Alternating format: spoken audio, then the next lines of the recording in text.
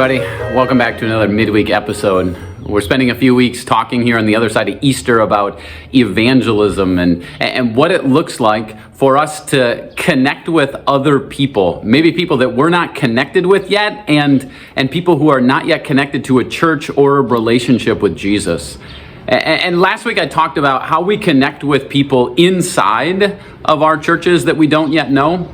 But this week I want to talk about how do we connect with people that we're already connected with outside of the church, in our local communities, because all of us have those connections. There's a network, there's a group of people that we know that we have relationships and influence with, and it's people in our families, and it's people in our workplaces, and it's neighbors to us. We have all of this network of connections. And I just want you to stop for a moment and think of all the people that you're connected with on some level. How many of them are connected to a local church? And how many of them are connected to a relationship with Jesus? I'm going to guess there's people in your life that aren't connected with the church and aren't connected in a relationship with Jesus. And that's what we want. We want them ultimately to be connected to the church. We want them to be connected to a relationship with Jesus. And so how do we get to that place? Well, it begins by making an invitation. And you don't have to overcomplicate this. It can be as simple as, when you have opportunity, inviting them to come with you to church, or to a church-related activity, or to a concert, or something where you know faith elements are going to be included in that. But then here's my follow-up. Don't let them off the hook, because so often people will say, nah, I'm not available, or thanks for the invite, but I can't. But lean into the tension and ask a follow-up question. Really try to get the heart of the matter. And that's by saying, what would it take for you to be able to join me for church? And listen to how they respond.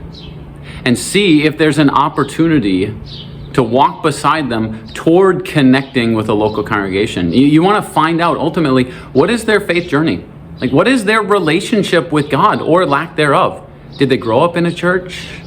Are they inactive and still a member at a church somewhere? Are they completely turned off to the church or to Jesus? Lean into the tension, and that's what I believe we're missing when it comes to sharing our faith. We don't like to live with tension.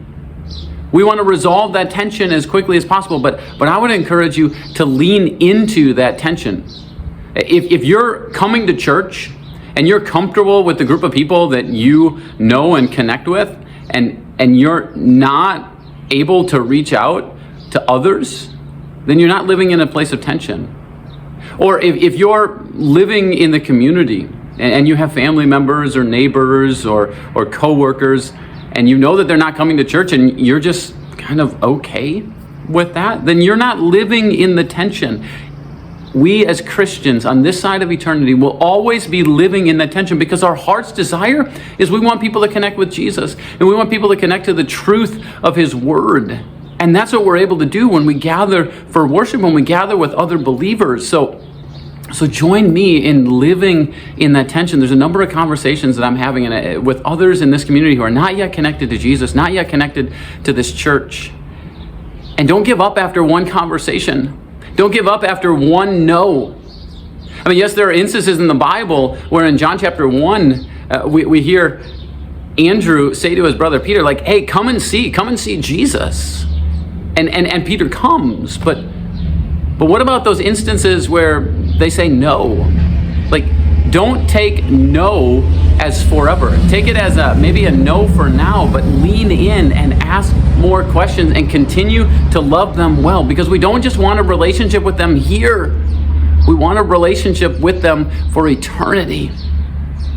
So continue to be that connector. Connect with other people, and then connect them to Jesus.